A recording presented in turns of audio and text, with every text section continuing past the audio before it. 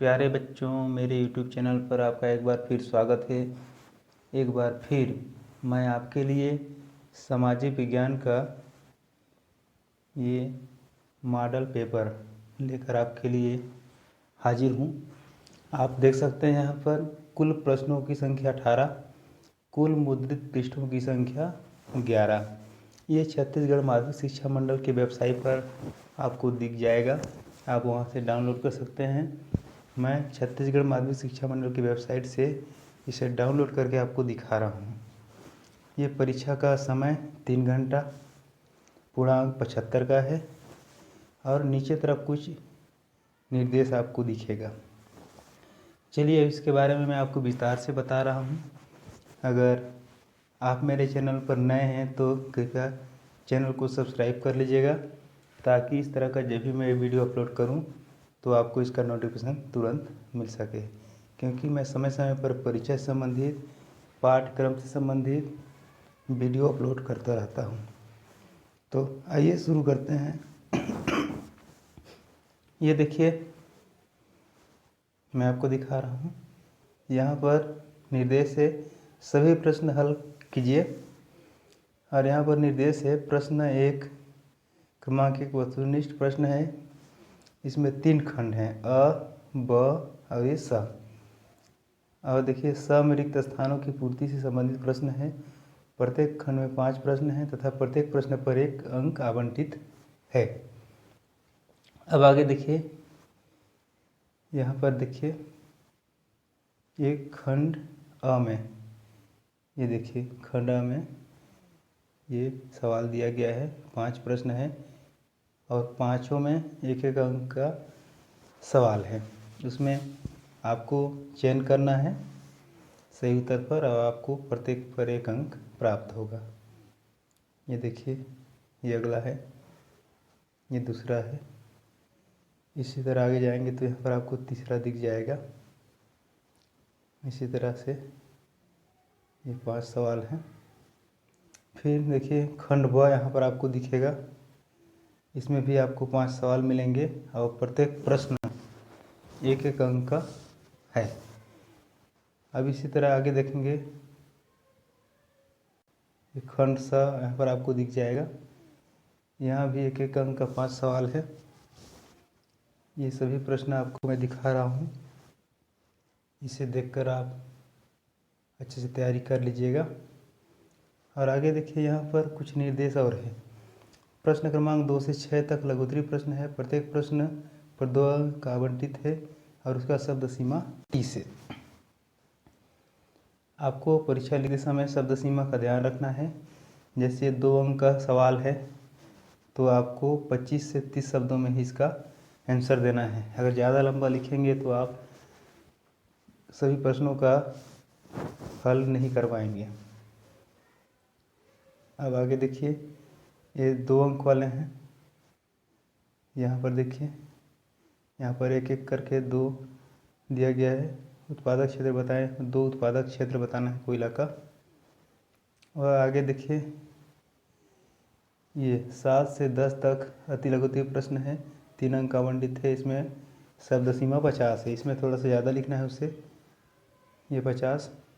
और यहाँ पर देखिए ये 3 अंक का सवाल है, ये 3 अंक का सवाल है और ये भी 3 अंक का सवाल है।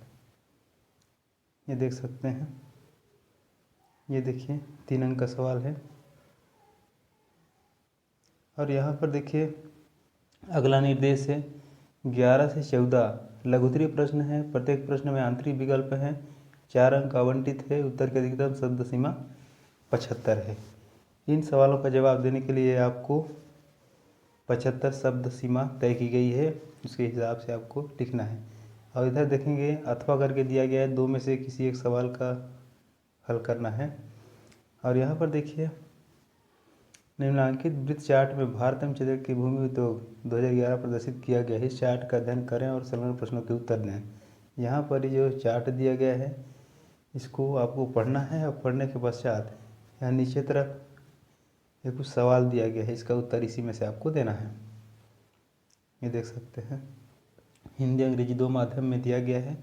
हिंदी वाले हिंदी माध्यम का प्रश्न हल करेंगे, अंग्रेजी वाले अंग्रेजी माध्यम से। अब यहाँ पर देखिए अथवा करके दिया है, या तो ऊपर वाले को या तो ये नीचे में देखेंगे, इसको हल कर सकते हैं। दो में से किसी एक को हल करना है। यहाँ पर थोड़ा सा उल्टा हो गया है इस पेज का। और अगला देखिए अथवा करके यहाँ पर दे दिया गया है। और प्रश्न 16 का यहाँ पर दिखा रहा हूँ, ग्रामीण आवास और नगरीय आवास की तुलना कीजिए। इसका मतलब ये है कि ग्रामीण अधिवास और नगरीय अधिवास की तुलना यहाँ पर आपको करना है। और 1 2 3 4 5 यहाँ पर 5 बिंदु पर आप करेंगे तो 5 अंक आपको मिलेंगे। और आगे देखिए यहाँ पर नगरीय अधिवासों की उत्पत्ति को प्रभावित करने वाले कारक लिखना है। उसको नगरीय अधिवास की उत्पत्ति होता है, उसको क्या क्या कारक हैं जो प्रभावित कर सकते हैं, इसके बारे में आपको बताना है। दो में से किसी एक को उत्तर लिखेंगे। अब अगला है 17 18, यह निर्देश दिया गया है। इसमें प्रत्येक प्रश्न पर 6 अंक आवंटित है। उत्तर की अधिकतम शब्द सीमा 150 है। आप देख सकते हैं इसमें हर प्रश्न में अथवा दिया गया है। ये ऊपर वाले भारत के राष्ट्रपति की शक्तियों का कार्यों का व्याख्या कीजिए। जब आप व्याख्या करेंगे तो उसमें आपको ध्यान देना है, पॉइंट डालते जाएंगे तो बड़ा अच्छा रहेगा। उसके कार्य क्या है, शक्ति और अधिकार, क्षेत्र, इस तरह से आप 5 बिंदु या 6 बिंदु पर इसे लिखेंगे तो बेहतर होगा।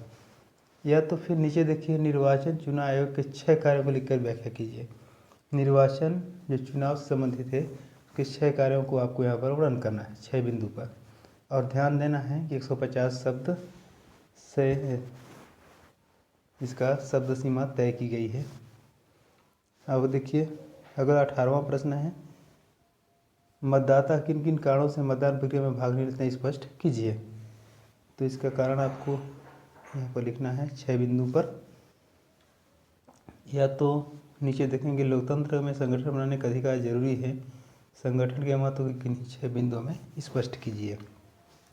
इन सभी प्रश्नों को आप अच्छे से तैयारी कर लीजिएगा, एकदम सरल है। और साथ ही इसका अगर आप प्रिंट निकाल लें और उसको 3 घंटे में आप हल करके देखें कि आप कितने समय में इसे पूरा कर पाते हैं, तो आपके लिए ज़्यादा बेहतर है। जब आप परीक्षा में बैठेंगे तो आपको भी लगेगा कि मैं घर बैठे कुछ लिख रहा हूँ, आपको परीक्षा जैसा नहीं लगेगा। ये जो प्रश्न पत्र मैं आपको दिखाया हूँ इसका PDF मैं अपने वीडियो के डिस्क्रिप्शन पर दे दूँगा, आप वहाँ से डाउनलोड कर सकते हैं। साथ ही मेरा वीडियो अच्छा लगा हो तो ज़रूर चैनल को सब्सक्राइब करिए। और नेक्स्ट वीडियो में आपसे फिर मिलेंगे, तब तक के लिए बाय बाय।